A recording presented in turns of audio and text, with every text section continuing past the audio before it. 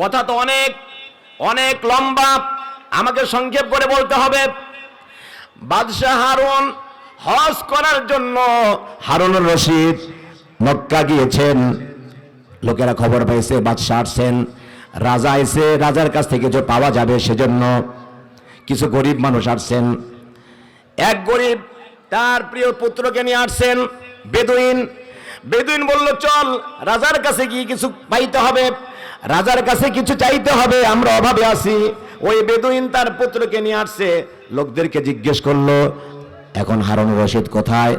লোকেরা বলল, তিনি এখন তাওয়াফ করতেছে। কি করতেছে বলেন? কাবা ঘর ঘুরতেছে। কাবা ঘর ঘোরাকে তাওয়াফ বলা, বলে এখন তিনি এখন তাওয়াফ করতেছে।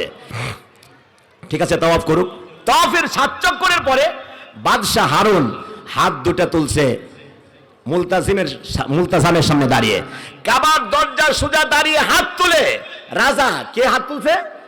রাজা হাত তুলে এইভাবে তুলছে, এইভাবে। আমরা তো এইভাবে তুলি, এভাবে তুলেন না?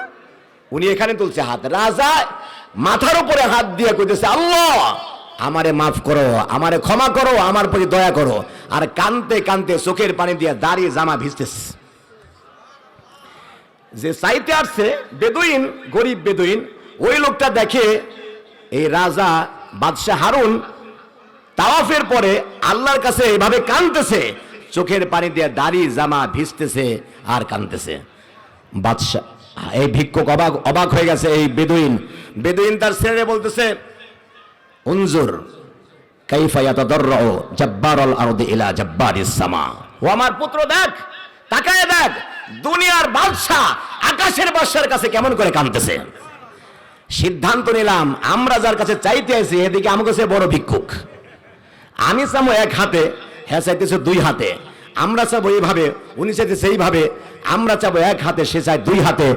এত বড় ভিক্ষুকের কাছে পাওয়ার কিচ্ছু নাই। সুবহানাল্লাহ বলেন আপনারা? বেদুইন বলে, পুত্র, এত বড় ভিক্ষুকের কাছে চায়া ইজ্জত নষ্ট করার দরকার নাই। চল, এই রাজা চায় যার কাছে, আজ খেতে আমরাও চাইবো তার কাছে। আপনারা সবাই রাজি আছেন? জীবনের সব চাওয়া কার কাছে চাইবেন? জোরে বলেন, কার কাছে? আরো জোরে বলেন, কার কাছে? আল্লাহ ছাড়া কারো কাছে চাইবো না। কারা কারা রাজি? হাত তুলে দেখান।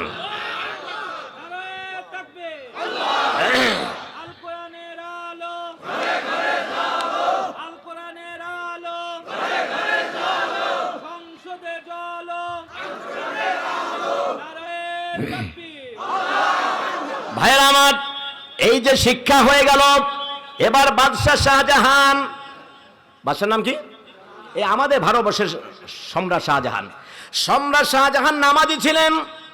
নামাজের জন্য তিনি এখন মসজিদে আছেন। এক ভিক্ষুক এসে বললেন, এখন রাজা কোথায়? লোকেরা বলল, তিনি এখন মসজিদে আছেন। ভিক্ষুক, আমার তো একটু দরকার ছিল, আমি তো না খেয়ে আছি, কিছু খাবার দরকার ছিল আমার, রাজার কাছে চাইবো, শাহজাহানের কাছে। উনি মসজিদ আছে, ঠিক আছে, আমি মসজিদের গেটে গিয়ে দাঁড়াই। মসজিদের গেটে ভিক্ষুক থাকে কিনা? থাকে না? উনি দাঁড়ালেন মসজিদের গেটে গিয়ে। ভিক্ষুক অনেকক্ষণ দাঁড়িয়ে আছেন, রাজা বের হয় না। জানালা দিয়ে দেখে রাজা তো বের হচ্ছে না, বরং নামাজের পরে সুন্নত পড়ে তাসবিহ তাহলিল পরে হাত তুলছে। কে হাত তুলছে? রাজা। কথা কন, রাজাই হাত তুলছে। কার কাছে? ওই রাজা হাত তুলে, ওই বেটা তো দাঁড়ায় হাত তুলছিল কাবার চত্বরে। এই বেটা ভারতবর্ষের ওই কেন্দ্রীয় মসজিদে দাঁড়িয়ে বসে বসে হাত তুলে। এই বেটাও কান্দে আর দাঁড়িয়ে আর জামা ভিজায়। ভিক্ষুক কয়, আমি চাইতে এলাম যার কাছে, হে দেখি আরেকজনের কাছে চায়। তাইলে উনি চাই যার কাছে, আমিও চাইবো তার কাছে। ভাইরা আমার, এই কথা, এই সিদ্ধান্ত নিয়ে ভিক্ষুক চলে যায়। ইতোমধ্যে বাদশাহ শাহজাহান বেরিয়ে গেছে। দেখে একটা লোক চলে যাচ্ছে, ডাক দিলেন, এই দাঁড়াও, তুমি কে? কয় দরকার কি? বাদশাহ কয়, তুমি কে? ওই বেটা কয়, দরকার কি আছে? আমার পরিচয় দাঁড়া, কি দরকার? কয় না, বলো। কয় যে আমি তো এক ভিক্ষুক। কয় যে কিছু চাইবে না? বাদশাহ তো বুঝে ফেলাইছে কেউ চাইতে আসছিল। কয় যে না, চামো না। সুবহানাল্লাহ কোন, আমি চাইবো না। হেডাম, এখন হেডাম বেড়েছে, হেডাম। এখন ভিক্ষুক কয় যে আমি চাইতাম না। কয় তোমার লেবাস পোশাক সবকিছু দেখে তো মনে হচ্ছে তুমি দরিদ্র, কিছু চাইতে আসছো, চাও। কয় যে আমি চাবো যার কাছে, তিনি দেখে আরেকজনের কাছে চায়। আমি সিদ্ধান্ত নিয়েছি এই বেটা চাই যার কাছে, উনি সবচেয়ে বড় দাতা, তার থেকে বড় দাতা আর নাই। সুতরাং যদি চাইতে হয় তাহলে তার কাছেই চাইবো। এগুলিকে শিক্ষা, মানে এগুলি, এই ঘটনা শুধু ঘটনা নয়, এই ঘটনার মধ্যে আছে হাজারো শিক্ষা আমাদের জন্য, ঠিক কিনা বলেন?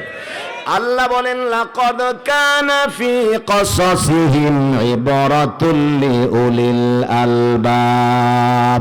কোরআনে যত কাহিনী বলা হয়েছে সব কেবল মুখরোচক গল্প নয়, এগুলির প্রত্যেকটার পিছনে আছে এক একটা করে বড় রকমের শিক্ষা।